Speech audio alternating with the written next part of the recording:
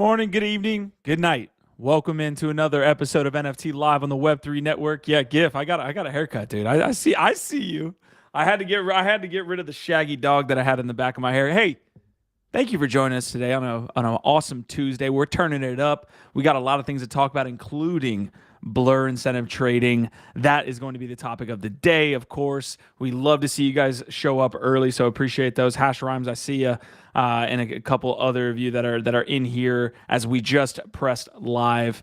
Gifted, what is up, my brother? First of all, can you hear me? Yes. We good, fam. Yeah, I had my first tech issue with my Vocaster over there on GM Web3. We're trying to go out with some music like we do, and apparently I was jamming to myself there for a hot minute. That's always fun. But yeah, we're here, we're alive. I'm alive, but just barely right now because I was out late partaking in some of the NFT LA festivities. You still recovering? All happening. We're in the middle of a whole week-long conference marathon, right? That's what these things are. These things are marathons. You try and do as much as you can and not die. Sure. And that's where I'm at right now. But yeah, I went to the Uniforce event yesterday in Hollywood, and then the Trippy Labs party in the Hills, both of which were awesome. Shout out to the Uniforce fam, Star Lordy. I got to meet Kaku and Cro-Magnus, two of the artists, and creators behind both Uniforce and Sonsound now. So it was great to finally get to meet them. Got to meet Aaron Haber for the first time, a bunch of other cool people too. And then catch up with some good friends as well, so it was great. It was great. And yes, I'm a little tired, but I'm very happy to be here with you, Q. I'm very happy to be here with everybody here. I do have something that I need to get out, which is what's happening on today's episode. I have the link that I'm about to put there in chat. I had a great morning too. So if I'm a little bit behind, it's because my back window was bashed in at 3:30 in the morning. Interesting times here at the Q household. But yeah, I was running around this morning without a window, trying to get a haircut, trying to make sure I have a replacement for that window, so I'm not just riding through in the cold weather here in VA. So I've been dealing with that, but I'm happy to be here on today's episode. So we can get it started. Oh, the Hills. LOL. What is Justin Casey saying? What's that about? He's talking shit about being Hollywood Hills, being fancy. I mean, I don't live in the Hills, but a lot of cool parties happen in the Hollywood Hills. I'll say that much. And Q, on the hair front, I have to say I'm a little disappointed. Look, you look great. Let's start there. You look great, but I was really loving the mullet. I'm a fan. I mean, I guess you got still a little. It's like a mullet. You know what I mean? It's like mullet.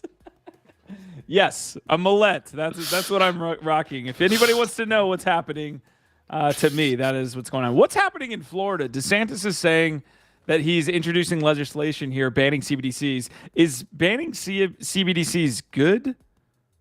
Is it fiscally conservative, fiscally progressive? Is it good or bad for us? Just opening a can of worms here, DeSantis. Does anybody know the truth? Does anybody have answers? Does anybody know anything anymore? That's where I'm at.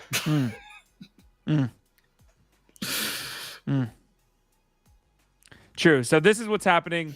CBDCs, apparently DeSantis, which is, Ron's going to be running here for president of the United States. So maybe we have a president in office that doesn't like CBDCs, which is, in my opinion, probably good. Let's push back the timeline that CBDCs get introduced into our financial, processes as far back as we can. So although it might be fiscally conservative on that side, I do think it's positive for us. I want to lean that way too. I think, okay. Here's how I think about it. I'm trying to put this together on the fly here. We're building this engine midair like we do. I think most of us understand that CBDCs are dangerous and or not great, right? I think most of us in the space are not fans of the idea of CBDCs, but also like I think a lot of people have accepted that it like seems like that's probably going to be happening.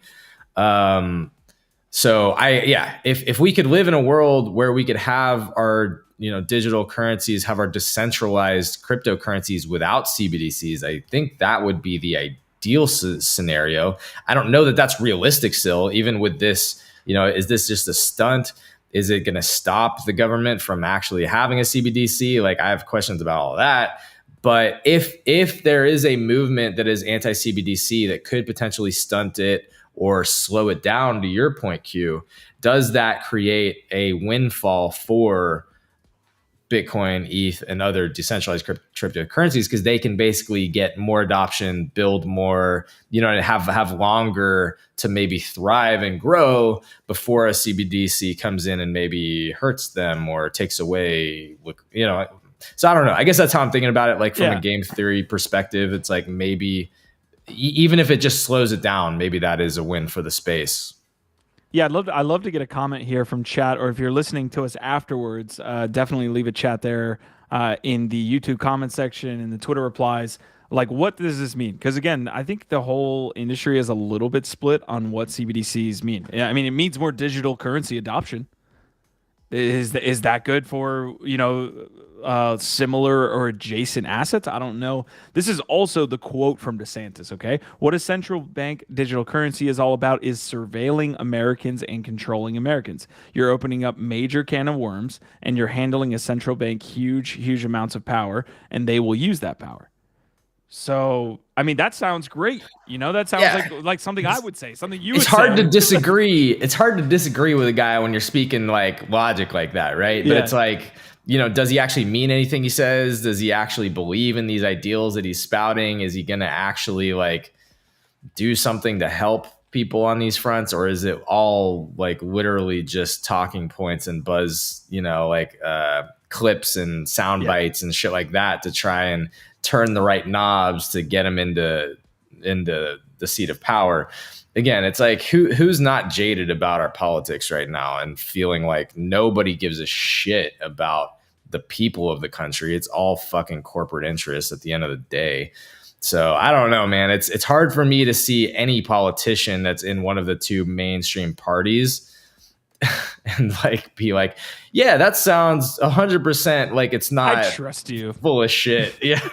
It's really hard right now, man. I trust you completely. Okay, guys, we are just getting started here on today's edition of NFT Live. We're going to stay in this quick hit zone for a little bit. We're going to move to the NFT.Go Bagcheck, and then we have our major story, which is Blur incentive trading. So if you've been living under a rock, essentially Blur makes it so people want to be putting bids, so asks, buys, all of these different bids onto Blur. That is going to increase liquidity. It's going to increase trading, but at what cost is essentially where we are at today with Blur. Because I do feel like the narrative is shifting just a little bit on that front with that marketplace. It kind of had a really like bell of the ball moment for the last 2 or 3 months as it looked to compete with OpenSea, and now you see maybe a narrative shift where people are like, they will like this is liquidity, but is this great liquidity to be having? What happens when this liquidity goes away? When the token drop happens or stops being fauceted? Who knows? We've been talking about it for the last couple days, but I think we should get into it heavy today because of what happened with CryptoPunks over the night. Yeah, it's got me thinking. The way that you talk about liquidity, which I understand. That it's always good or it's helpful. I see an analogy here to the way that people talk about like PR or attention. Like, oh, there's no such thing as bad PR. There, you know what I mean? It's like it's all attention, it's all good for you. So I guess maybe the question that I have about it is like, is there such a thing as bad liquidity? That is the debate. Prodigy is saying, gotta be unbiased toward either side to properly judge why a person is making these moves and statements. Any politician has a motive to further their movement, but it could still be genuine. Okay, Prodigy. Hey, that's probably the most well summed up from a guy that's usually like you, like just skewing away in chat there to have that statement. Hopefully it wasn't copy pasta from a news article, Prodigy. Come on. Are we seeing real-time growth? I love to see that. You know what? Another form of growth here on the Prodigy front. I did get to plat last night. I did get to plat. And you know you could duo in league, right? You know you could rank up together. Well, he wanted to prove a point and say, hey, you need to rank up by yourself. I'm not the one carrying you. And I ranked up. So Prodigy, I appreciate you there in chat, my man. I love the comment, making sure that he forced you. He forced you to level up. He's like, no, you need to do some work. You go work on yourself. He forced me some growth. He forced me into some growth opportunities there. Hey, can I get the link from Jiwa's drop that I could kind of bring up while we're live? And then I will get into the rest of the quick hits. So I've got a couple here.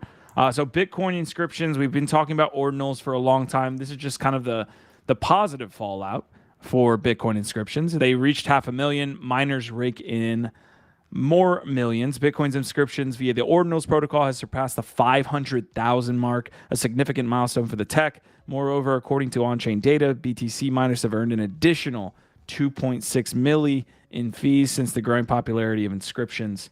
So some positives there. I mean, again, I don't think most of us are Bitcoin mining in our free time, but maybe you are. But we also see kind of the growth of NFTs on that chain. So I like to see it. All right, we got the Jiwa drop. What's going on here? What isn't going on here? Okay. If you don't know who Jiwa is, then you probably don't hang out with us enough, because Jiwa is one of our favorite co-hosts and contributors. Absolute legend, future legend in the generative art space and the NFT space and Web3. He's one of the 3-part collective, the Intent.Art collective, out there doing their thing in Berlin, Germany. And he's been coming on the GM Web3 show on Tuesdays since we've been doing it almost. He's our Tech Tuesday maven. Also Tez Tuesday, because he's super deep into the generative art world. He's been creating for a while. The whole Intent.Art crew has been building out dope projects. And this is basically like a teaser / promo for his upcoming new drop that he's been working on for 9 months, which also coincides really beautifully with the birth of his first child that just happened, which is just a cool part of this as well. But yeah, it looks really cool. It actually has 5 parts. So Petals has 5 parts. That's the project. And then he's starting with the middle part. So the first part of this 5-part Petals project is called Complex, that you saw there. And that is dropping in 2 days on FX Hash. So he's an FX Hash Mint partner. It's on their new Mint platform. And there's only 128, and only 100 will be available to mint of this first part. But yeah, he's starting with stage 3. So it's 5 parts, and he's starting with the 3rd part of the 5-part Petals project called Complex. That's it right there. Yeah, so if you click the variations, and then you can actually hit open. So click variations. So these are not actual NFTs. It's just showing you some of the potential of what this algorithm and the code that he's generated for this project can do here. So like this one's super dope. So click open, go to open. So these are all reactive for different sizes of your browsers, and then hit W on your keyboard. Actually, okay, hit W again. Get rid of that. Hit C. Oh, there you go. So like these are interactive because it's all code too, and you can do different things. Apparently you can speed them up and slow them down different ways. I was kind of having issues with that part of it. But the point is, like, these are just like really, really awesome interactive generative art pieces that they've been developing over the course of 9 months. And this is the first part of this larger Petals project dropping in 2 days. It's called Complex. So yeah, drop that. Oh yeah, it looks like you already did. It's in the chat. I'm very excited for this. Again, there's only going to be 100 available for the public. And I am, I don't know if I'm a maxi, but I'm close to like an Intent art maxi. Like I think that whatever they're doing now is going to be really important in the larger generative art and NFT movement. I think that the quality that they put into it is great. They're super embedded into like bright moments. and art blocks and the community and everything that they're doing. So I'm just very, very bullish on Jiwa. I'm very bullish on Intent.art. And this is also a great time for us to say, this is not financial advice. The information was found publicly on the internet. Opinions shared on this episode are solely of the Web3 team, and all information is public domain. So please do your own research. DYOR. We're not financial advisors. We're just talking about cool shit that we like. But yeah, I'm bullish, and I'm definitely going to be trying to pick up one or two of these. Okay, we had a comment come in from Knox Darkness. So Knox was in the GM Web3 morning show where we had Jiwa talking about this for like an hour straight. Like it felt like he was just breaking it down literally for 60 minutes nonstop. Knox had this comment, which is, what is my best resource to learn how to create generative art? That's my biggest question lately. Everything I find starts above my level of understanding. Thanks for these great spaces. So with that being said, and I know we have potentially some generative art folks either watching afterwards or live with us now. If you have any resources that are for more beginner level, please drop them. Otherwise, GIF, what do you got for me? Easy, I see you in the house. OVOT, our vibe, our tribe. Good to see you guys pop in. We just pressed live a little bit ago. Yeah, I mean, I think FX Hash is an open platform for generative artists, and I'm sure that they've got some resources on their website. So I would definitely point you to FX Hash, and if you're not familiar with that platform, get familiar with it, because that's going to be one of the best, if not the best place to experiment and like learn and like do your first drops. Excuse me. So yeah, I bet FX Hash has some awesome resources there. You can see at the top, even community. I bet if you go to community or doc or sandbox, this is going to be a great place to be looking and also connecting with other artists that are experimenting and building in the community. And then the other place that I would absolutely point you directly is to Jiwa and Intent.art. If you're not following them, they're part of our community and they're excellent resources, right? So like reach out to them, get to know them, and ask them some questions. And I bet, obviously they're very busy, but like he's responsive. He comes and hangs out with us all the time. So when he has a chance, if he can send you any directions on places to start, I'm sure he will. And I can also follow up and ask him like, hey, is there just any great resources for newbies to generative art, and follow up on that myself. But I'm just saying, these are people in the community. These are resources, right? So like, don't be shy. Like he's a dope dude. Like, and him, Blue Moon, and Dr. Banner. Yeah, he even said it on the show, like, hey, reach out to me in DM. So I just dropped his Twitter profile. If you want to reach out to him, I'm sure he'll be responsive. Tell him Gifted and Q sent you, and I'm sure he'll be responsive. So, okay, we're still in quick hits, folks. We're not going to hit the NFT.Go Bagcheck just yet. Polygon and Immutable are partnering for new zero-knowledge EVM Ethereum gaming network. This is an interesting story because essentially, and Saigo was actually at, and I got to pull up his tweets, but Saigo, one of our friends in the community, was actually at the reveal because it was live in LA happening. So I'll definitely pull up his tweets. But Polygon and Immutable have been competitors, like for the longest time, for as long as Immutable has existed, and I know Polygon's existed for a bit longer.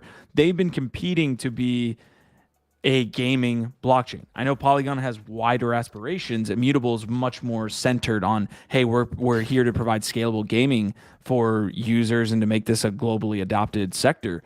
But Polygon poached the YouTube gaming CEO, I believe, or the head of YouTube gaming. They have a bunch of different games on the protocol already. For them to partner together and say, hey, we're going to come together for a ZK EVM, it's a bit like mind-boggling a little bit. It's like and even in the article, you'll see that some of the quotes from some of the founders are like, hey, we didn't realize like at first how it could benefit both sides. So again, here's the announcement today. Polygon Labs and Immutable announced a strategic alliance to collaborate on the creation of Immutable zero-knowledge EVM, a new Ethereum scaling network that will pair the soon-to-launch Polygon ZK EVM tech with the Immutable platform designed for blockchain-based games. Of course, they're not merging. And then I do want to get to this comment here. Let's see. When we first came together, it was certainly hard to wrap our heads around it. Said Ryan Wyatt, the Polygon Labs president. It took time for both sides to figure it out. Okay, how does this actually make sense for all of us? The more that we talked and the more time that we spent together, it's actually very naturally aligned. Uh, I mean, this obviously was just revealed in the last 24 hours. Interested in how this like strategic alliance they're calling about works.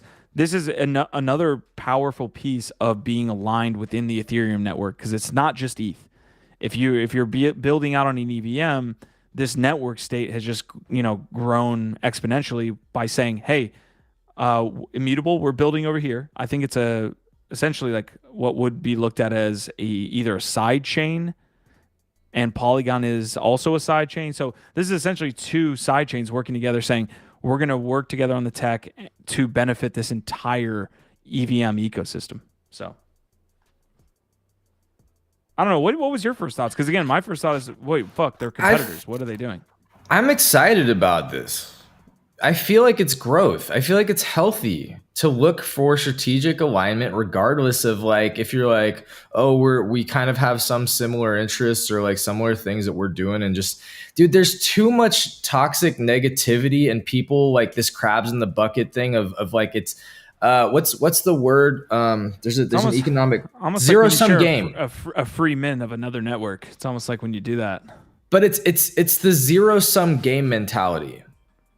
If you're thinking about this space like it is just this limited pie that we have right now, and so everybody's just trying to fight each other to like get that little part of this small pie, and that, again, I call it crabs in a bucket, you call it PvP, it is the same shit, where we're all just fighting each other over the scraps. And like, again, then you've got like this global giant industry that's coming in, and Amazon's just going to come and destroy it all and like whatever. Like if we're over here just fighting over the scraps, then we're all just going to be relegated to being a footnote in the history books. We need to come together. This is the whole ethos behind this network, Q. You know this. It's about coming together to create something bigger and more meaningful and grow the size of the pie. And I think that's what they're starting to see here is like, maybe this isn't a zero-sum game. Maybe if we work together for the sustainability and the success of the space, we both benefit from that. Maybe if we grow this pie together and make it a better place for everybody, give more reasons for people to come here, that benefits all of us. It's the same idea of a shopping mall. Mm-hmm. It's the same idea of living in a city. We love the city analogy too for a lot of crypto. Cities work because you aggregate a lot of value and resources and people in one area. That's literally the whole idea of building a fucking city, is that you simplify logistics of living a high quality life. Because when you're out there in the middle of fucking nowhere, you can't get running water, much less, foie gras or like whatever expensive Erewhon delicacies you want on a daily fucking basis. So just like what, I don't eat foie gras, but like I guess that's an expensive thing that some people eat. I'm just throwing out ridiculous. Yeah, escargot. But look, I think that's what I see here and why it's exciting to me, because I'm like, yeah, we need more leadership to come together to create a better experience and a better community for everybody. Yeah, and can we get more? Can we get more of that, please? That's how I feel.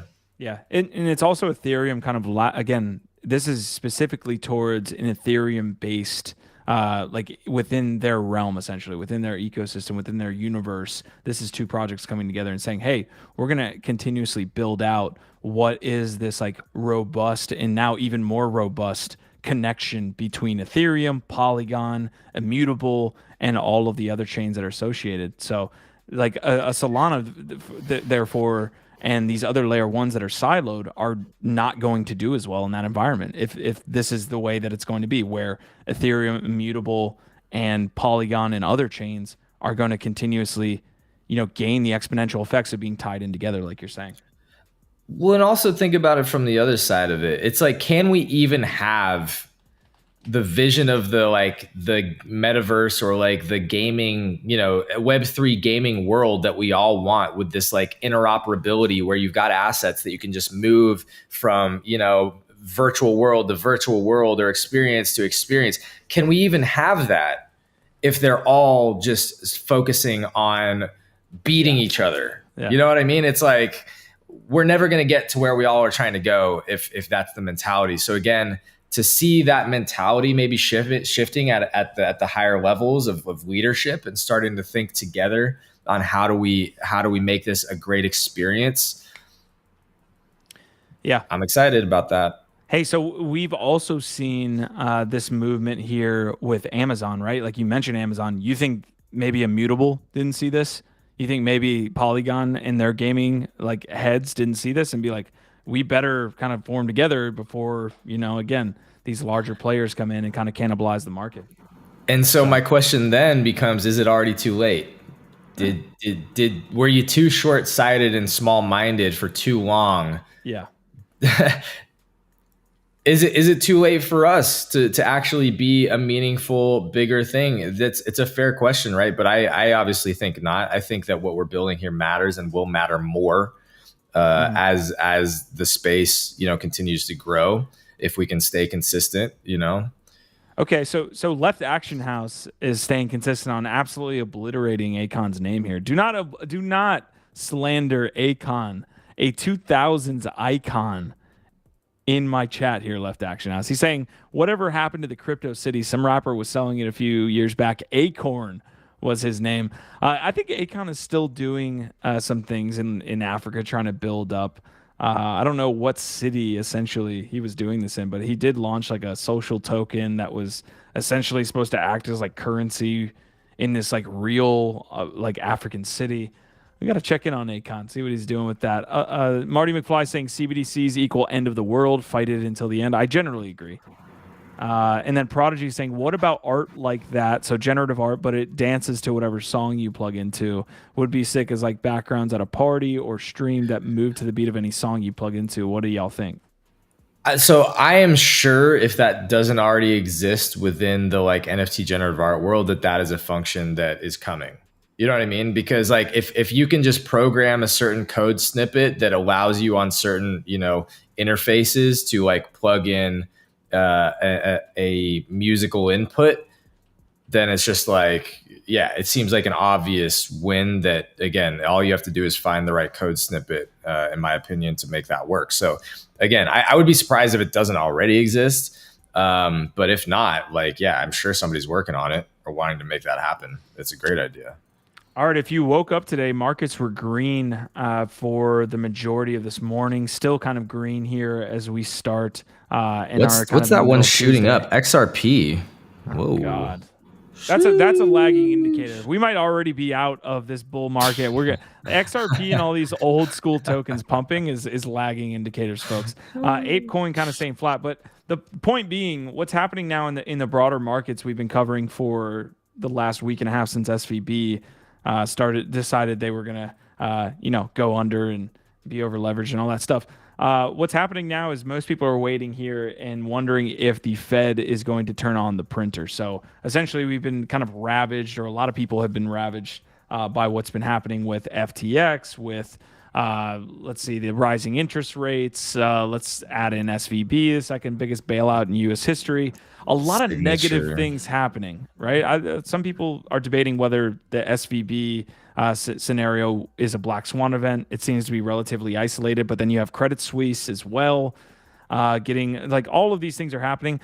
People are predicting that the Fed is going to ease up, or at least start to maybe talk about kind of buying up debt with money that they can print, aka inflation. When money printer goes burr, you have the narrative that Bitcoin exists. We saw that Bitcoin did pretty well with this SVB micro situation. So that's where we're at today. Maybe it's not trickling down to NFTs. We're kind of like Gift that was talking about, kind of cannibalizing each other right now. But in Bitcoin, Ethereum, the broader markets that affect us, what's happening right now is everyone's kind of tense and waiting and saying, is this the moment? Is this alt season? Is this a potential where the Fed turns on the money printer again, and assets like a Bitcoin, assets like Ethereum, and assets that trickle down from there are bought up by the public, are bought up by institutions? That's where we stand today. At least that's the vibe I'm getting from what reading I'm doing. So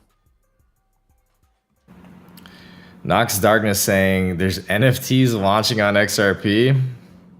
Oh, jeez. Cool, I guess. Cool, I'm not I gonna be too guess. negative. Yeah. Well, the other thing, real quick, to mention about like the banking, the market, and something that we talked about briefly on GM Web3 that I do think is maybe scary, but something to pay attention to is that so Signature Bank was one of the others that like failed, that had this crypto market like network called Signet, and it was like one of the most important sort of like infrastructural sort of things for like institutional crypto trading. It was a whole network that was like really, really important for the big institutions to be trading crypto on, called the Signet.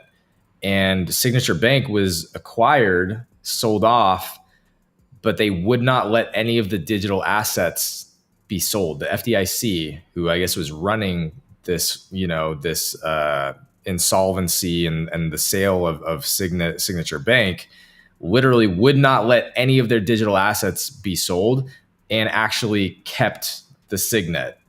So while the bank was sold with like all the other assets, they literally wouldn't let them sell any of their crypto business and then kept their crypto network underneath the FDIC. I'm trying to look this up right now as you talk. If Coinbase was so nervous about a drop in USDC market cap, the SVB weekend failure that they halted redemptions and were going to provide 3.3 billion line of credit, they must be in serious trouble right now. USDC market cap falling off a cliff. Didn't think that halt redemptions because both SEN and Signet were down. So we're in the weeds here. But TLDR, what did you pick up from the Signet piece? The TLDR is that the FDIC is definitely unfriendly to crypto and now has a really, really important infrastructural asset. I see. Called this Signet network. So if they were going to be running or owning or manipulating or launching a CBDC or anything else, it's like they now have the fox in the house. Dude, it's just like, what does it all mean? I don't know yet, but it doesn't feel good that the FDIC is like, no, y'all can't do any business on crypto, but also we're gonna keep this fucking network for ourselves. I don't know. I'm still learning about it. Don't know what to make of it yet. It just smells fishy. Smells very fishy. Feels weird. I showed Crypto Hayes' tweet the other day, which was asking basically like Bitcoin's at 28K. Usually altcoins follow. We will see if that plays out. I'm following some other, Bitcoin and Web3 prognosticators, Balaji being one of them. This is an interesting take. Like Balaji always has a great way of making like very complex things feel very complex, but also you can kind of like read between the lines and see what he's trying to say. He says, this year may be one for the books, the advent of AGI, the devaluation of the dollar, the rise of Bitcoin, a potential global flippening to the east. Even for someone who was thinking about these trends, the pace of change, we've been talking about that, huh, Gif? Will feel shockingly, disorientingly fast. It reminds me a bit of the early 1900s. In 1910, you still had 9 royals meetings. The old world of princes was still around and seemingly immortal. But under the surface, technology had changed everything, and the 20th century roared into existence a few years later. That's the narrative that Bitcoin maxis are 100% playing on. We're here. We're at this like global flip, and multiple things happening at once. He mentioned like a flippening towards the east. This is kind of a degradation of economies in the West due to all the overregulation and things like this. There's a lot of countries in the east as well. India. I think, China's always thrown out there as being one that's going to continue to grow. Just real quick on the overregulation comment, wasn't the like SVP and Signature Bank like these failures due to deregulation? So a lot of the regulation that we talk about daily is pushing tech and cryptocurrency, and people like even Elon Musk has talked about leaving the country. That's what we're talking about. With like, so we're talking about two different sectors. We're talking about Web3 and then banking sector. Okay, I guess I was confused what you're referring to. Yeah, so tech and Web3 are essentially, either innovation. Underregulated or by underregulating, they're overregulating by not setting any standards. So everyone's leaving. the financial industry is like this behemoth like analog system that has yet to be updated, and other areas of the country. That's Balaji's take, at least from what I can tell. Yeah. So I want to know what's up with Balaji. Isn't he the one that was making this $1 million bet? No, that's another Balaji. Oh. No, I want to follow up on that though. Frank. Where put up or shut up, man. Like, you know what I mean? Are you just engagement farming? Are you just trolling, or are you actually serious about this Bitcoin bet? Because the smart contract's out there apparently to put $1 million on Bitcoin going to a mill in 90 days, fam. I want less people who are put up on pedestals saying ridiculous shit to get farm engagement, and more people actually having integrity and like believing in the shit that they're putting out there into the world. So hold that guy accountable, and if he doesn't, then call him on his shit. That's what I say. But I wouldn't make the bet, but I wouldn't be out there saying that shit in the first place. So this Balaji, different Balaji. It's interesting. You know, it's a unique name. There's multiple Balajis out there on Twitter. Maybe it's like Frank in their country. Maybe it is. Although Balaji's American, so I said in their country. Jesus, get me out of the airwaves right now. What's up, Giff? Go ahead. In the country's origin of name, in name origin, maybe it's as ordinary as Dan. Maybe it's canceled. All right. Anyway, no, I like though the take on the speed of global change that is just getting, I think he said, disorientingly fast. Yep. I think it's like, yeah, he's putting into some interesting new words what we're talking a lot about. And that is like, dude, so many of our systems, our government, our Congress, our Senate, our banking system, our education system, our health system, so many of our systems are already outdated and are just like not at all ready for the tech that we now have. Like like the AI in ChatGPT 4 and was showing how fast the AI is already like moving to the next level. What Web3 can do for decentralization and like scaling value and utility to people all around the world at global scale. So I just oscillate between like scared as hell for what is to come and trying to keep your head above water at the speed that you're talking about, and also being really excited. Like that, those are the two like states that I'm in. I'm like, wow, this kind of sucks. I wish it was 1800 and I could just worry about like, you know, x plus y equals z. Like that's literally what they were dealing with. We're dealing with like complex algorithms and like algorithms that aren't even handled by humans anymore. Like, that's where we're at. We went from x plus y equals z to now it's just like we're on to advanced calculus as our lives are living today. It would be nice to, if the only thing that we had to worry and think about was how long does it take for our sheets to dry if we hang them outside, in the wind. But that's not where we're at right now. We're in a very different world. And yeah, man, I understand what you mean though. Like it's like oscillating between these extremes, like fear and also like, woo, let's fucking go. Like that, like, yeah, we're riding a wave, right? It's like that is also scary. Like when you're riding a big fucking wave, if for a surfing metaphor here, you should be a little bit scared because that wave can fuck you up. Respect the right? Ocean. Yeah, the ocean can fuck you up. It can be great. It can be a lot of fun. It can take you cool places. But the ocean can absolutely fuck you up.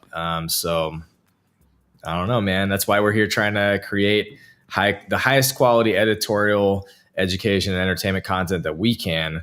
Because what else are we gonna do, man? Like this is a service. This is valuable. Again, like we don't have all the answers, but at least we're showing up consistently, doing our best to understand, and hopefully that's helpful to some people out there as well. You know that while it's scary, there's a lot of opportunity and there's definitely a path forward and there's good people out there. as well. I think that's an important thing to remember too, is that like, as much as you might get exposed to negative headlines and toxicity on the internet, there are good people. And sometimes it's helpful for me to remember that and connect with some of those people, or reach out and just talk to some friends. And, hopefully we provide a little bit of that here too. Absolutely. Well said. I don't even think I could follow that up. The only thing I will say is we have other worries, obviously, like we just talked about. In the 1800s, they had a lot of serious worries as well. I don't want to like trivialize the lives that they lived. So, anyways, Civil War, anyone? Yeah. How about like just trying to eat on a daily basis and not being able to go to a Harris Teeter? Slavery. Yeah. All right. Here we go. Prodigy saying oceans don't play no shit. I'm not going to get into this, but being in a you see that's the quote that I'm used to from Prodigy. And then he came down with the heavy politics quotes immediately to start off the episode. Left Actions House is saying, is this financial advice? That's what you're saying? That's not what we're saying. Actually, the exact opposite. And then Justin Casey is saying, hold me tight, GIF. So we're getting close here on today's episode. Yo, I love Ocean don't play no shit. Yo, all right. Just shout out Will Ferrell. Okay, without further ado, we are going to get to the NFT.Go Bagcheck for today's episode. We're going to take a look at what's happening in the markets, what collections are popping off. Before we do that, please leave a like here on today's episode. Let's get the word out about what we're doing in Web3 to as many people as possible. I'll also drop the tweet here as well for the episode, so you guys could give it a like if possible. NFT.Go Bagcheck. Let's get into the analytics for today. The market sentiment meter went up one tick, so we're alive for one more day at 32. A lot must be those XRP NFTs, bro. A lot of losses over the 30-day period. Yeah, you won't catch me dead on XRP. Blue chip index against ETH over the last 7 days is not looking good, folks. Moonbirds, doodles. I don't know what else is in this blue chip index, but yeah, not looking good. Against USD, a little bit better, but not that good. Let's see. ETH, USD, let me make sure I got it. Hey, GIF, this is a great one. I was checking this out earlier. This is a great representation of what we were talking about with the ETH ratio as opposed to USD. If you look at over 30 days, against ETH, over the last 4 days, we're just tanking. Like even if we go out to 3 months, let's see where we're at. All right, we kind of came back to normal levels from January. Against USD, not too bad. We're up in USD. So that's kind of a visual representation of what we're talking about here over the last few days. You can be up in USD, but down in ETH if you don't play your cards right. And then over the last 7 days, as well as 24 hours, let's check what we got. Wrapped CryptoPunks, Mutant Ape Yacht Club, Heavy Metal, CryptoPunks. Dude, look at this volume. Look at this volume on Wrapped CryptoPunks, and yet the floor is just eviscerated. It's just not. Well, it's not even direction. It's just not moving anywhere. This is V1, correct? Yeah, Wrapped. I think that's V1, and it's just like, man, this is, what was really cool was Jared from NFT.Go actually came on and tried to talk to us about like what he's seeing with Blur and like false signals and how they're trying to handle that. But this is an example of like, you look at that and you're like, holy shit, something must be going on with Wrapped CryptoPunks. Look at all this volume. Let's go check it out. And then you go there and it's just like, just a bunch of wash trading. There's nothing happening. The floor's not moving. It's just wash trading. If the floor's not moving, I kind of like the being able to have the liquidity. I'm not gonna lie. Like this is the debate we'll get into here in a second. But if the floor is not moving and you want to be able to sell things, it's good to have a lot to be able to sell into. If we can have a solid floor there. But yeah, I get there's like a lot of other features to that as well. Listen, we're getting called out here, Gifted. We made a promise to the people that every time we say NFT.Go Bagcheck that we say it together. So we're gonna do it here. We're wrapping up the NFT.Go Bagcheck. Gift does not sound like he wants to do that. No, I fucking love it. Are you kidding? This is what I live for. All right, watch trading features on here. Blur, of course, taking over the top spot from OpenSea. What's the next biggest? Like X2, Y2, basically, and the Punks Marketplace. Holy shit! Dude, Punk's marketplace bigger than X2Y2, bigger than Gem, bigger than LooksRare, bigger than all of them. That's a big old yikes. Okay, we're hopping out of the. Well, let's look into the mint collection. I'm sorry, I completely almost lost you on that one. 24 hours. This can sometimes be a little ridiculous. I don't even know. We were talking earlier on the GM Web3 morning show of how to separate the signal from the noise here, because there's a lot of noise going on when you do buy sales over the last 24 hours. How do you separate that from the legitimate projects? No idea. You're asking the wrong dude. I think one of the things that Jared from NFT.Go actually said as we sit on his platform is look at projects that aren't being wash traded. Like, it's simple as that. Like, if you look at projects that don't have heavy trading back and forth via, either a few or a dozen whales, those probably have more organic looks at their project. Unfortunately, we don't have a feature set on NFT.Go to be like remove like larger whales. Well, that is actually part of what the wash trading filter does. Like, he's trying to explain. Jared was explaining like it's not that sophisticated right now, but they're actively working to update the wash trading filter because it's a challenge. It's like multiple parameters that go into trying to identify what is or isn't a wash trade. Right? It's not just is it so far out of the like normal like floor price sales range. Is it statistically significant, like how outside of that it is the specific sale? So that's like one indicator, but that doesn't necessarily on its own indicate that it is wash trading, right? So then you have to layer in additional data points, right? So it's a challenge to do it well, but I applaud them that they are actively working to improve and solve for the wash trading issue, and that's like a default feature set that they're providing for free. Again, we were asking. I was like, "Hey, Jared, is anybody else doing this that you know of?" And he was like, "The only other platform or competitor that I know of that is actively providing wash trading data." It's token gated. It's not available to the normal trader. You got to pay a bunch of money to get that as a feature set, and that's to me utter bullshit. And why I love NFT.Go. Okay, that is going to pretty much take us into our first topic today. So we got Blur. The obviously the thumbnail says, "Is Blur bad?" Having a competitor to OpenSea in and of itself is not a bad thing. It's a great thing for the space to be able to say, hey, OpenSea, get your shit together, figure out how you need to compete against a project that's not Rareable. I hate to throw Rareable under the bus there, but like we needed a bigger competitor. Coinbase NFT flopped like crazy. There's a lot of different things that have come and gone, but Blur has essentially asserted itself. It's taken users from OpenSea. I could even pull this up from Delphi Digital. OpenSea's user base has dropped 60% since the launch of Blur. And this was on March 19th, so a couple days ago.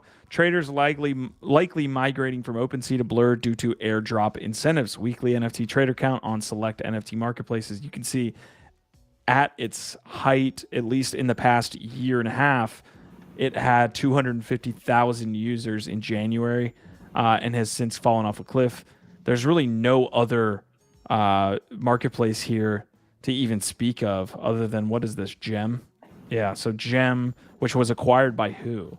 OpenSea. Yeah, Gem was, and has since fallen off a cliff as well. So Delphi also goes on to say, in contrast, Blur's user base has steadily climbed and recently crossed the 60,000 user mark last month, inching closer to that 100,000 user base that OpenSea has. So there's a lot more, obviously we want to be focusing in on the incentives, the volume that's happening, because CryptoPunks last night was a great example of, we have liquidity in the space now with Blur holding up essentially what is the NFT space right now with their volume. But is it organic volume? Doesn't seem so. CryptoPunks took off to like 74 ETH floor last night, past the API Bored Apes, which put them on the map on a lot of different news sources. And then literally overnight, like 15 punks were sold into that sell wall, and we like plummeted back to like 62, 63 ETH. We're kind of sitting around the Bored Ape floor right now. Dude, it was 65 punks were sold in the last 24 hours by one whale. Oof. It's wild. That's like so many. Like for someone like me who's just like, I just want to get one punk. Dude, some whale sold 65 punks in 24 hours. Nobody's ever sold that many punks in 24 hours. Oh, here we go. Let's look at this. Here's somebody who sees the negative. Blur fucked everything, even CryptoPunks. Yesterday, 72 ETH floor. Today, sales under 62 ETH. Over $20 million in Blur bids on punks. Non-fungible is a myth to the market these days. NFTs are shit coins with pictures. Yeah, dude, that's... So we're in max FUD territory, by the way, with NFTs. We are in max FUD. Like here, for the next, I don't know how long, we've entered the phase of max FUD. Because people are essentially like, there's only a couple projects that actually do anything. The rest are like, Deadfellas was getting FUDded. Like these just every single project right now. Moonbirds is eviscerated. Let's not even talk about Doodles. Doodles, we're max FUD territory, folks. Hide your kids, hide your wife. Like but see, this is exactly what he said is the collateral damage of Blur's marketplace and their focus and incentives on trading, right? So it's like, look. Is it good to have competitors in the space and to have a competitor for OpenSea? Yes, absolutely. But does that necessarily mean that the way that they are competing is good for the space long term? This is what I've had a bunch of big question marks around because I don't necessarily think it is. To me, it's very short-sighted, short-minded, all about volume. And so what they've done is they've created a whole new behavior set and an incentive structure that prioritizes traders and trading volume over everything. And so what you see now is that the art doesn't matter. Everything's a shit coin. Definitely it's just about trading volume. Yep. It's just about trading volume. That's all that matters. Even on historically important digital art like a CryptoPunk, it's just another shit coin the way that people are behaving because of the way that Blur works and its focus on trading over everything else. Collecting doesn't matter anymore right now, right? Again, this is where we're at. And I like the way that you put it. It's like, this is right now. This. I don't think this is where the space is going to be forever. Don't get me wrong. But like, these create new standards that can be very damaging because it's hard to upturn standards, right? So that's why, again, I got so upset and I am so upset at Blur and other marketplaces for so quickly throwing out the expectation that artists should get royalties on their fucking NFTs. Because once you create this standard, it's very, very hard for people to go back. And so what they've done is they've created a lot of new standards and behaviors and expectations that I think have a long-term detrimental effect if we can't find ways to refocus NFTs back on collecting, back on the art, back on the community, back on the other things besides the financialization. Yes, we all know that, yes, the financialization, that shit matters. Like, nobody here is saying that money doesn't matter and we're not here for money too. But if that's all that you're fucking here for in the whole space, just becomes a bunch of shit coins and everybody just trying to fucking like move other people's ETH into other people's wallets. So, dude, it's not. Yeah. Then have projects that are art focused that do something well. You know, we only have a few of those, which is why it doesn't stand out. Like, that's my thing. I've always taken the approach of the NFT space is big enough for everybody. Obviously, the different sections of this town, to use your city and town analogy, haven't been built out yet. So when one takes over, like this financial piece, which I agree with you 100%. Right now, and to Nan's tweet there, like, these are just shit coins with pictures. That's how we're being. It's just unbalanced. We're just out of balance. We're at because listen, if you took Blur's trading away, I would love to see what the NFT volumes for this space would be right now. Do we even want to know? That's what I'm saying. I wonder what it would be. So, Jax, I want to get to some of these comments. These are great. Crypto Bros got smudged glasses. That's why all NFTs look blurred. Quantum Variants asking, did apes refill punks? And Marty McFly saying 77 punks were dumped on Machi's bids, which is another like micro story here. But what's up? I mean, I think that we're both kind of like insinuating that if Blur wasn't around, that volume would be worse or lower than it is. It would 100% be lower. But well, to be fair, man, we don't know. We don't know that to be true because again, this has changed behaviors in a lot of ways, and I don't think that they're all super positive. So like people still might be buying, selling, and trading for different reasons in the space. And when you see this kind of volume on things like CryptoPunks and all these different things happening, it might be happening differently and actually increasing the floors or decreasing the floors out of bad projects. And it might be changing the dynamics in ways that might actually be better and more healthy for the space. So I'm just saying, while I think it is possible and maybe even likely that without Blur volume could be lower, I also am being clear that I think that if you don't set these damaging behaviors into play in the first place, we might not actually be in this territory that we're in right now. We don't know. That's all I'm saying. Yeah, we definitely don't know either way. The Machi story is interesting because Machi's a big part of this. Like I've shown Machi on the channel throughout his time in the NFT space, but I feel like over the past week his name has come up because he was part of which project GIF am I thinking of that had like this where he owned 10% of the supply? It's the Vitalik one, the Gitcoin. Yeah. But Machi is a ridiculous whale in this space. He's like on the level of Jimmy, probably even beyond that. I don't have the exact deals, but he has a lot to do with what's happening with punks and what's happening with farming on Blur. The thing is, he's losing a fuck ton of money trying to farm Blur tokens. Like we talked about it being PvP. Well, he's like losing a lot of this PvP action because the price floors will swing so rapidly, and he's got a ton of bids up.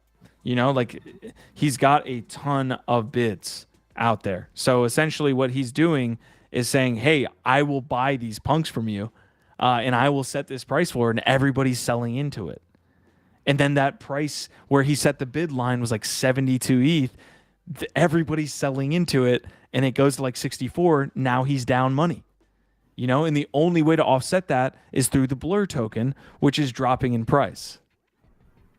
So I know that's a little bit like ridiculous, but essentially what he's doing is I'm trying to farm Blur tokens by setting a bunch of bids. People are selling their punks into his bids, and then the price is collapsing into those bids. I just think that the only real winner in this whole fucking scenario has been Blur. That's fair. The exchanges always win. I think artists have lost. Obviously, OpenSea is losing big time right now to Blur. I think I think artists, creators, projects, founders, even traders, because of what you just pointed out, a lot of traders are fucking losing because they think that by following these behavior patterns and incentives that Blur is running them through, that it's going to all make sense in the end. And for some, it will. Don't get me wrong. For some, it's definitely like, hey, this was worth what I did here because I got X amount of Blur token that was worth something. So, but is it actually worth the damage to your own collection, the amount of time and energy that you put into this, the damage to all the different shit coins, projects that you didn't even really want, that you were just fucking like trying to farm tokens off of by bidding? Like, is it all actually worth it to you? I would argue that there's a lot of people that are actually participating in this right now that are not really coming out meaningfully ahead at all. And like, the ultimate, like the one person, the one place that is benefiting from all of this is fucking Blur. And that's what I felt that way since the beginning. I think that this is what Blur is doing to the space is great for them. And maybe it's good to have some additional competition and innovation. But other than that, I don't know that it's a net positive for the space, what they're doing. Okay, so I got a couple things as well. A lot of good, again, a lot of great comments coming through. But I want to get this poll out and ask this question to y'all. Is Blur incentive trading good for the NFT industry? One of them being, look, they're just a marketplace. They're incentivizing liquidity. We're getting more liquidity. But I think this tweet really is the difference, right? The two people on the side of the argument here are plot twist, Blur is a marketplace. If they were grails, they wouldn't be traded so rapidly. And then this guy's saying, or Blur is incentivizing the destruction of NFTs, or what NFTs were to us. That's essentially the debate. Yeah, because again, like to that guy's first point, people are not like, this isn't operating in a vacuum now. There's now an incentive structure tied to a token for flipping and selling and flooring and bidding, regardless, like just based on like volume and trading and trying to get a coin. Like it's you've removed it from the community, from the art, from anything else, and you've made it purely about farming tokens and incentivizing people to try and make money through like an ancillary separate thing that doesn't even have to do with that NFT project. So like I get what he's saying, that like if people really valued them, then they would hold on to them tighter, and like okay, that has a point there, but you're actually missing the bigger picture of like what's happening to the whole space right now. Is you're removing the focus off of the NFT project, off of what they're actually doing. None of that even matters really. Yeah. Or at least it matters it matters much less when you're dangling fucking, some kind of token airdrop, some mysterious box over here that everybody's fighting for right now. Never been bullish on Blur, killing the ecosystem with 0% royalties. Meta killed small artists, killed NFT vibe, turned non-fungible tokens into just coin up for trading. Here's my devil's advocate, okay, to what we're saying here. If this exists now with Blur trading and it basically NFTs turning into fungible token trading, if actual business was created and actual use cases and actual projects doing really dope shit in mass was here, this wouldn't be that big of an issue. Because essentially what the other people are saying is Blur's killing, the NFT space. It's like, no, it's just that none of this shit existed. And now it's just being highlighted. Now it's just being like, hey, these are just tokens that are being traded for like shit coins. Well, if they had another use case, or they actually had a community that was there that was holding these and all of these other features were there, this wouldn't exist. So that is my other devil's advocate. It's just highlighting how little has been created in this space, in my opinion. It is exploiting weaknesses in the space for profit. So we're saying the same thing in different words. Yeah. We're saying the same thing in different words. And like I think you're you're right, but also what is the net effect of that? It is the speeding up and spiraling the downfall and destruction of a creator economy that was actually very valuable for a lot of people to be part of and to be building there. And it is now taken away. It has changed the dynamic so much that it's very different. And it's taken away the incentive for a lot of people to build in the space. So you're like, well, why aren't you building more stuff? Well, you just literally changed the game. You changed the rules. You made it way different. Right? So it's like now they can exist simultaneously. It's kind of a cat and mouse a little bit at a certain point, right? So it's like, yeah, creators will have to respond to this, and like builders have to respond and figure out a way forward if they're going to survive at all. That is what it is, right? But yeah, man, it's exploiting weaknesses in the space for profit, and that's the thing. It's not like, hey, they're just like, hey, what if there's all these problems over here that we could work to fix together?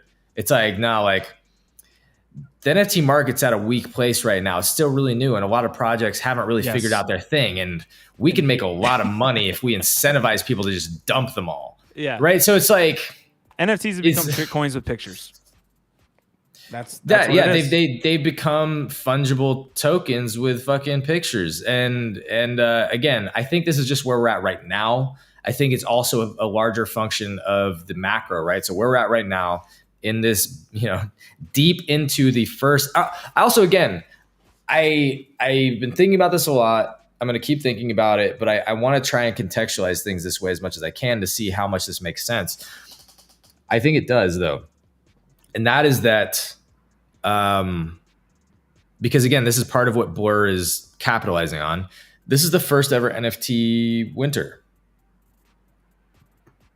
And like that matters. Like historically, contextually, this matters to like the fact that like there's no sort of like people have seen this before or know kind of what to expect on a cycle basis of like where it might go out of this, and that there will be a turnaround within some kind of like window. Like the NFT space was not really a big global market or phenomenon until late 2020, early 2021. And then it was a big bull market. We haven't seen cycles like the crypto space has. And so NFT people are not handling it well. So then you add this fuel with this new trading mechanics and incentive structures to just fucking floor everything on top of that. It's just like, it also destroyed the narrative. Again, a lot of these things were narrative; they weren't truth, right? But they were truth because it was happening, and that's how those were the standards and expectations, and that's what was happening. So like you can say it's not true, but it is true. Okay, so the U.S. is a stable and functioning society. That's true, but if you kick out one of those damn legs on the tripod, guess what the fuck happens? So in a sense, you're right. It was true at the time. Like royalties were true at the time, but they weren't true as we thought them to be. They weren't like set in stone and stable. They were taken away at the drop of the hat. They were. Yeah. It was destroyed at the drop of the hat. That's not what people came to this space for. They thought it was a life changing, and this whole just like mechanism was going to stay for good. Okay. Got to get to some of the comments. I do want to show off the price floor here as well. This is where we sit today. Obviously, there's a little bit of a divergence on some platforms. So this price floor 63 is where we sit right now on CryptoPunks. Bored Ape Yacht Club 60 ETH. Look, I said that the price was going to converge before June, but it might be. No, you said the reflippening. The reflippening would happen by June. June. Bored Apes. Little did I know. Little did I know, Giff, that it would happen the next day. Well, it hasn't happened yet. Whoa, you're getting ahead of yourself here, champ. Take a breather. Take a knee.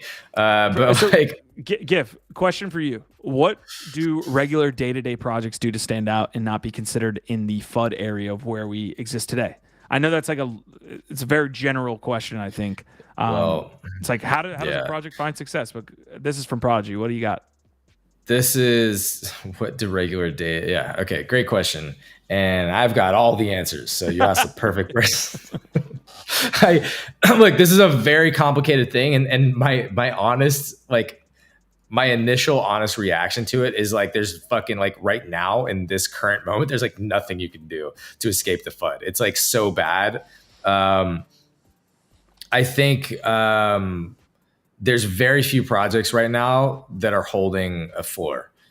But you can look at those and try and understand what's different or unique about those, right? So Bored Apes are holding pretty well, but like not even that well, but like they're holding better than a lot. You see the amount of stuff that they're doing and the quality of their execution. You can't even do that. But like, and then you got Azuki. Azuki has managed to create something. And I don't know enough about Azuki to really understand, but a lot of people have been telling me it's like their community is really strong. They are obviously doing a lot of different development and stuff. So you could dig into the specific things that they're executing on and how that's going. But like, I'm trying to think of like how many other floors are actually holding right now. Like, it's like none. Let's go 90 days. Let's go 90 days on the price floors here.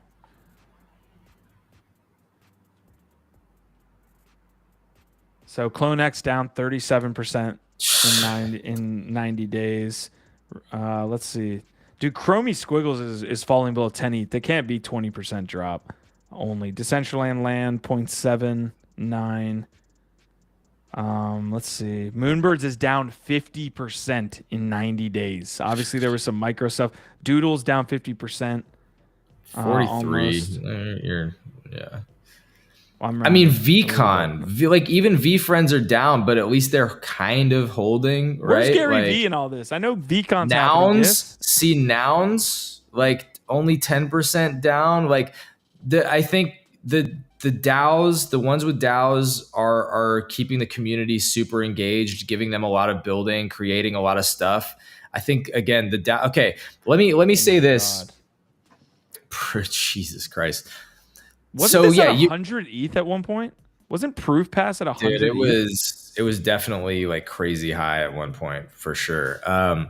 Here's what I've been thinking about DAOs, because I think that, to this question about like what can projects do to differentiate, stay relevant, keep their community engaged. Oh my God, 120. 122. Oh my God. Could you imagine being the person that had a proof pass that went up to 120 and you didn't sell? And it's at 11. Oh fuck. That is the death of NFT. Like, it's not necessarily the ones where you're like, damn it, I lost a ton of money. Although if you bought Proof Pass at the top, good luck to you. It's the ones where you're just like, I had this. The opportunity cost, the opportunity cost, the miss of 100 ETH. Oh my God. Oh my God. Sorry, Yeah. So, okay. So back to the question about like, what are the things that they can do? I think that you have to get your community actively involved in building with you. This is a challenge that a lot of projects have not figured out fast enough. And I'm starting to see more of them do it well. And DAOs are at the center of that for a lot of them. But like, let me use Oniforce as an example. I got to go to the Oniforce party last night here in Hollywood. It was great. Again, shout out Art Snitch, shout out Star Lordy, shout out Cro Magnus and Kaku. Got to meet both of them in person. And what they did was at the event with a bunch of their, holders and collectors and the close friends of the community, they presented a bunch of top secret development that they've been working on specific for the people there, getting them really excited and amped up and engaged in like what they're building, showing them first, their collectors, all the cool things that they're doing, which is a lot of cool shit, by the way. I actually feel more. I don't know if I'm convinced yet, but on your big bold prediction that Oniforce in a year will be at 10 ETH, I actually feel like there's more of a chance of that happening after seeing what I saw last night from the team. But a lot of the stuff that they announced that they've been working on is very, very focused on empowering the community. Like things like official ambassadors, things like franchise opportunities, things like, creative opportunities, a creator fund to fund different creative projects from the community and artists in the community that want to be. It's like, that to me is going to be super, super key, not just to like building your community in a really positive way, but keeping people invested and involved, right? So obviously it's not easy to launch a 50 ETH creator fund. It's like, you know what I mean? But it's or launch a DAO, but like you have to have resources first to do all these things, but reinvesting your funds and your resources into empowering your community really is what Web3 and NFT projects should be about. And a lot of them didn't figure that out or never really meant to do that, even if they said they were. And I'm seeing now the projects that are really focused on reinvesting and doing this are the ones that are keeping more interest, that people are excited about. They're going to keep showing up for, and not just that, it's like they are building more by empowering these people. Like their brand gets out there faster. They are seeing more assets. There's more cool things to share. There's just more happening by doing this and building together. So DAOs, I think, are one avenue to do this that can be super, super powerful. And sorry, I'm talking a lot, but let me just try and get this out really quick, Q, because I've been thinking a lot about this. I thought that 2022 was going to be the year of the DAO. I thought 2022 was when you'd see just DAOs everywhere fucking taking off. I was wrong. The tooling is garbage for people to it was too early. Stuff. You're right. I was too early on that. I was ahead of the boat. It wasn't ready yet. Now what I think is 2024 is going to be the year where DAOs really fucking just like take over a lot of things and like start to move society forward, right? So now instead of 2022, I think I was too early there. I think it's 2024, because what you're seeing right now in 2023 is you're seeing, okay, we've got some experience. The tooling is getting a little bit better. You've now got projects that have been doing this for a couple of years where the use cases, the case studies, the examples, the applications are starting to really stand out and shine, right? So you've got the ApeCoin DAO, you've got the Nouns DAO, you've got Avagachi, you've got a couple of these examples. I'm sure there's a bunch of others that we don't even know about, but you've got these established DAOs now that are actively creating these case studies for success, right? And so as the tooling gets better, as those use cases really show, and you start to see these projects and these communities do the work, differentiate, I just think that it starts that positive, virtuous cycle, that feedback loop. And that's why I think running out of this year, once you've got all of that foundation of the use cases, the better tooling, the applications, the communities, I think 2024 is where you're going to see like DAOs really, really doing amazing big things. Yeah, I don't know how to follow that. That was an amazing breakdown, Gift. That was a long. I hesitate to even call it a rant because it was thanks, well dog. put together. Look, it sucks to like say this, but we're not in an environment now where somebody can just like launch an NFT project and raise millions of dollars. Like that was the cool thing about NFTs that initially hit off this narrative, was that you could come in, create a company based on, at the time, potentially art even. You know, like check out this collection of art, check out this community that we can kind of bring together around owning this art that could be representative as your profile picture. But then people got caught up in this cycle of thinking that was it. Like I could launch a second piece of this and that would be my business.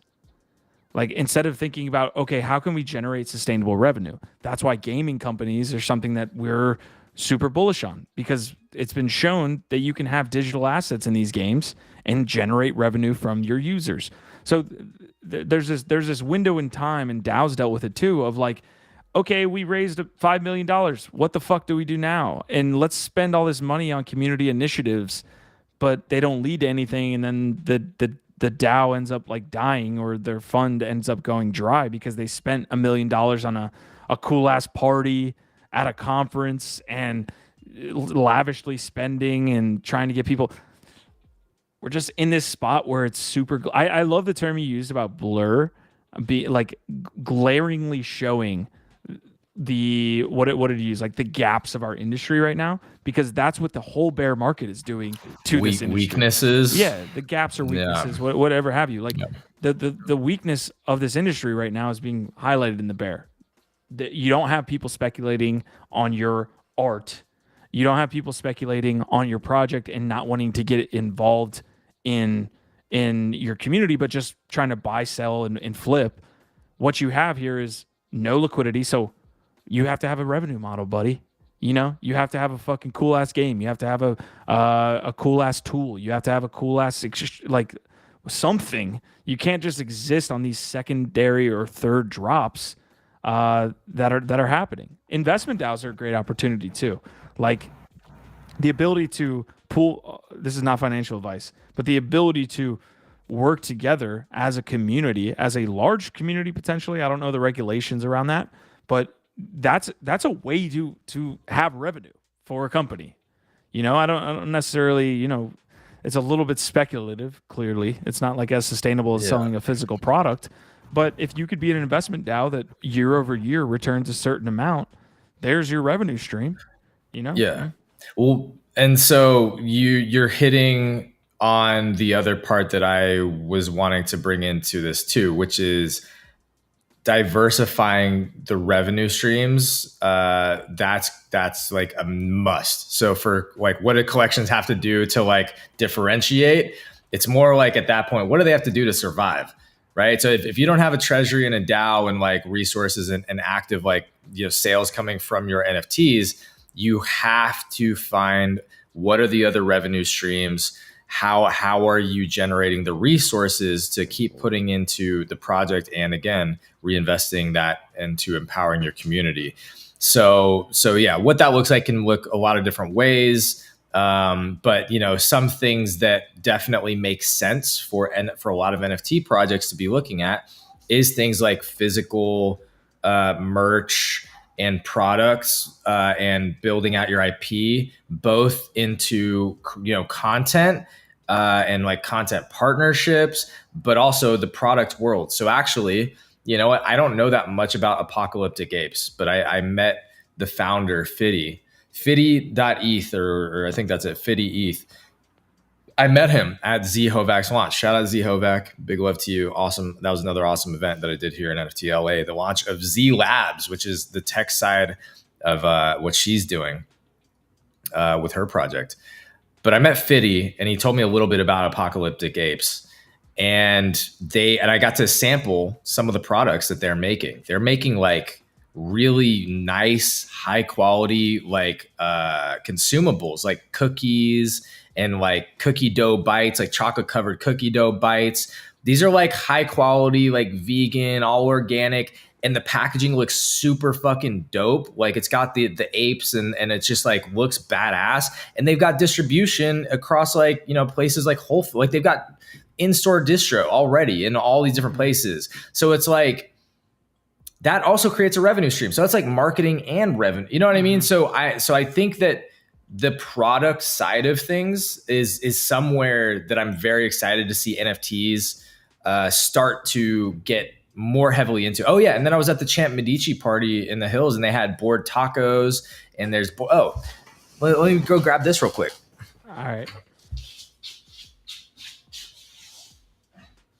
Folks, we're wrapping up the episode here in the next, I think, 5 minutes probably. What do we got?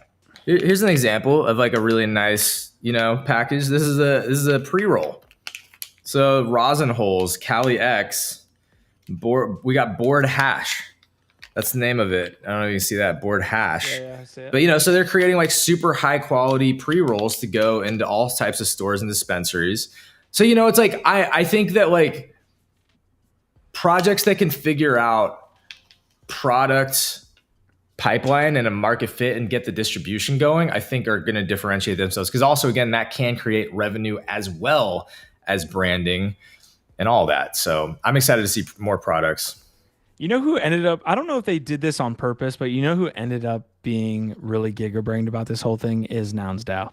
Because what they essentially did was they didn't launch the collection all at once for like 0.08 or something like this, where their primary sale was essentially capped at whatever that sellout would be. They launched it slowly, and then over time, the interest has increased, and they're getting more on primary sale clearly than they are on secondary. So what's happening here is like they're launching it one a day, right? Or is it one a week? It might be one a week. I think it's one a day, unless they changed it.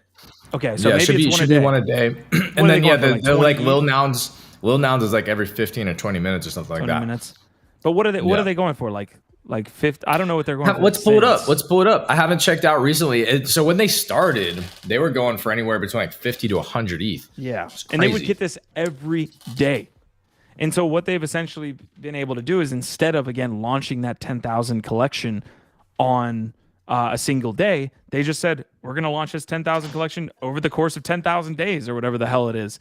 Like, that is fucking genius. It's consistent revenue, and you're building interest over time. It's sick. I'm going to try to find Nouns. It is genius. It is genius. And like, I am still not in the Nouns ecosystem. 32 ETH still. Sheesh. Like, I'm still not in the Nouns ecosystem, but I want to be in it. So like, I've looked at the Lil Nouns. I haven't pulled the trigger on Lil Nouns. I could probably get a Lil Noun for not too expensive. I want to figure out the smart way to get in though, because yeah, okay. If you want to know a project that is gonna be here in the future, it's Nouns. Like Nouns, Avagachi, these ones that have established successful DAOs that have resources that have already been around for a while, dude. Hey, what do you call 3-footed aardvark? A yardvark. No, a yard, of course. A lot of great comments that yardvark joke there. Appreciate it. Marty McFly, going back to Machi, is saying if you get into the details of a whale like Machi loses a lot of ETH to small fish via farming, is that really that bad though? It's not like the money disappears. Prodigy was saying that I think it's a bit of a reaction from everyone on both sides. People are over abusing. He's saying, okay, so basically, if you aren't Yuga, don't build right now because you're into a category with all the other trash. Again, I don't. That's not what GIF was saying. Essentially, it is tougher No. to build a product now, though, for sure. You have to think more about the utility and the product that you're creating out of the gate instead of launching with a PFP and a dream and a promise. There it is. Or what is it? Dream. A PFP and a promise, Yeah. right? I think that's what Starlordy, like shout out Starlordy. I think that's how he put it. So right now the easy button's gone. That's what it is. You can't just launch with a PFP and a promise and say that you're going to do XYZ. You got to show some shit and know very clearly how you're executing that and have a team that can do that. Otherwise you're just NGMI. You're not going to make it. There's no way.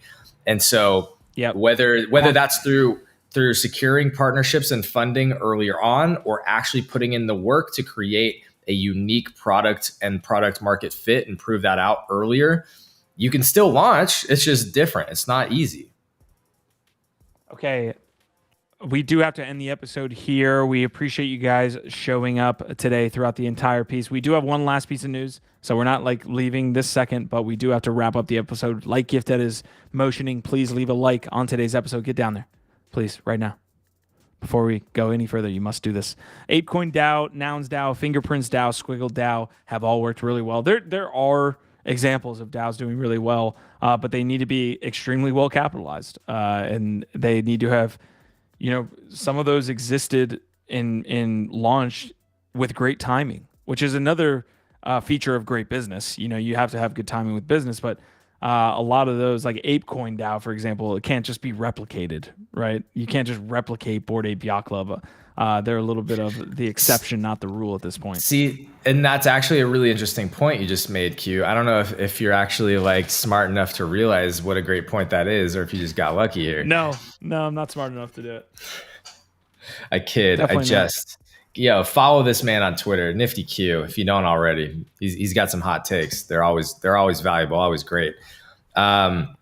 No, but that is the point that actually not only is it like a utility, a valuable foundation to build on and all this stuff, it is actually a hardcore like barrier / differentiator / hard to fake signal, right? Like not everybody can create a successful DAO. It's very, very, very difficult. And so again, the DAOs that have already established themselves, that have resources, that are well funded and capitalized, that are already successfully executing, bro, they are few and far between, and very few projects can actually do that. Mm-hmm. So it's like, again, that's why I keep talking about it. Like the way that you just put it, it just reminds me again, like these are the projects that are going to separate themselves from all the others. Especially in the bull.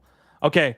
So I did have this as a topic for today, but we're at about that hour 40 mark. So we might just leave this for tomorrow, but this is huge news. We talked about gaming. We're huge gamers here on the channel. We had two gaming pieces of news. One, CCP Games, the studio behind EVE Online, got $40 million to build out a massive multiplayer online game that will have Web3 functionality. So you can see CCP Games has secured $40 million, led by Andreessen. And A16Z with will further the company's mission with a new title utilizing blockchain tech. Let's cover this tomorrow because I do feel like we should give this like a good solid 10 minutes, 15 minutes to just like break down the different details. But again, here's another indicator that maybe it's, again, I've been calling for it. I think I called Web3 gaming this year. It might not be. Like in 2022, early 2022, I was like, 23 is definitely that year, man, where gaming is going to take off. We're already in March. It doesn't feel like we're there yet, but we're getting some of the initial embers. Another one being Dead Drop, which Dr. Disrespect just launched. This is another game. This is a live game, by the way. So this game just essentially released on like beta access. It's essentially his take on, I believe, like a Fortnite game. I don't know if it's Modern Warfare or Fortnite, which one it Valorant or something. Yeah, anyway. it's okay. So his studio made this Dead Drop, and there's an NFT component to this. The pass essentially to get access is an NFT. So the assets aren't, Wow. but this is live. If you go here, you can see Bracent and a couple other like Web3 native gamers have tweeted about it. You can see Optic players Where tweeting are these about it. passes? Can we pull up these passes real quick and look? Alex Becker just said Dead Drop will probably make NFT gaming mainstream via streaming. There's a lot of games I don't think will do well. However, Play Imposters is uniquely set to ride the wave. You can see Stash is talking about it as well. Yeah, we could let's see Tower Key. Okay, he's doing a great job of masking the NFT component here as well. Like I don't see any word here on exactly blockchain NFT. Let's see. So they're calling this the pre-alpha access via the Tower Key, and I believe the Tower Key. And Asmodai, you're our resident aficionado as it comes to the gaming space. Let me know. Like I believe that Tower Key is what is the NFT, and I'm not even really certain if that is like a later date, like they're taking a snapshot and then dropping it, or if the initial piece. But you can see it goes to a login page. So again, maybe both of these topics tomorrow will hit heavily. Yeah, let's please dig into this. This is a big deal. I'm sure a lot of y'all have heard of Dr. Disrespect, but you may not know. He is one of the biggest gamers in the world. Like he has his own gaming studio now. He's like a Mr. Beast almost. He's like Mr. Beast light to gaming. Like he is almost at that level where he's creating his own brands, his own studios, his own platforms. And so to have him starting to lead the way of like in integrating NFT utility into his gaming studio and launching experiences that he's streaming live, like he's got a massive audience. I'm really trying to find the specific blockchain component here. Yeah. And again, it might be like totally hidden, but like it's got to be. Do you have to buy NFTs? This is where you get into it. Let's say, do you have to buy NFT? No, Dead Drop will be free to play for anyone and will not require an NFT to play upon release. For those who want to be part of the development process, so this is the beta access piece, and the play early dev snapshots, those builds are available through the purchase of a Tower Key. What blockchain is this using? I'm so interested in this. All right. I'm surprised we're not getting any comments here. Usually y'all are ape shit over anything that is like Web3 related that is playable. And we essentially have like a pre-access here for what is his like vertical extraction shooter. I guess that's what the Fortnite-esque genre is called. So let's So there was a game that I helped try and launch. It didn't really go very well for Ubisoft called Hyperscape.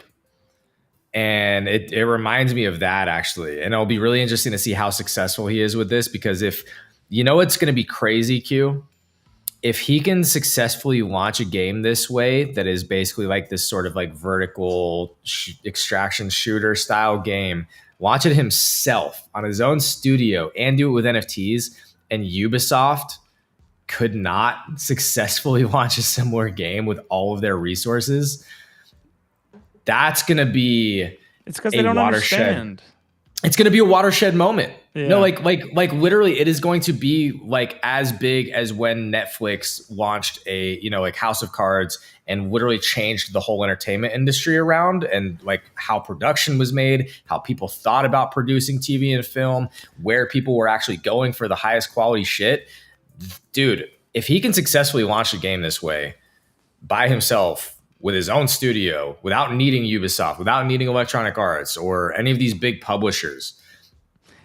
Or like when Louis C.K. like started doing direct to his audience comedy films, it's like that type of shit that changes everything. Remove the blockchain component from this. This is very Web 2.5. This is it has the ideals of Web 3 of saying, I'm going to create my own studio, have my own community, bootstrap this from the ground up. That's a very Web 2.5 esque way to do it. You add the Web 3 component. Now you've got, the values are there. He's creating a studio and using his community to bootstrap it. It's dope. Dude, influencers are the businesses and the studios of the future. That's what this keeps telling me. Like Mr. Beast is launching his own businesses left and right. Like the big creators that get to a certain point are literally like the leaders of industry and business moving forward. Prodigy saying looks dope. I'll watch some streams of it. Quantum Variant saying you should have Symbiotech on to talk about the nouns. I would love to. And then Timothy is saying the avatars are the main NFT thing. Let's see. There's dude, a lot of great comments today. You guys were awesome as always. Quantum Variant saying food is a great product for NFTs. Sandman is launching board lasagna. And yes, many other comments coming through. You guys were awesome. Marty McFly, Pool BNB, Asmodai saying if the all-time high of 21-22 was a bit of an FTX shill, are we not doing better than we think we are, as all-time highs should be a little lower? More and more game testing and moving on in the space. You're correct. Jack's Hideaway. Who else do we have here? I don't want to leave out anybody. Left Action House, just in case he's saying hold me tight gif early in the episode. Nox Darkness. All right, guys, you were amazing. We'll be back tomorrow with the one and only Ronan the Collector. Soon, I think we get Biggie Poppins back on the daily. I think it's a month potentially from today. In and around, we get Biggie Poppins back. We'll look forward to having him as part of this trio. But we have Ronan the Collector on tomorrow. Hopefully we have you in tomorrow. If you haven't already, leave a like on today's episode. You've been fantastic. Gif, anything happening tomorrow on GM Web3, or you just doing NFT LA? Taking it by storm. Yeah, well, there's always a lot happening on GM Web3Q, as you know. It's going to be an excellent show where we'll be holding it down with all the biggest, latest, and greatest news from around the space, and probably some really awesome special guests. Can I name exactly who they are right now? No, I can't. But our vibe, our tribe, big love. We'll see you tomorrow morning on GM Web3, and I can't wait to hang out with you, Q, and Ronan, and Biggie, wherever you are. Sending love to you as well. All right, leave a like to hug a doodle. Our vibe, our tribe. Peace out.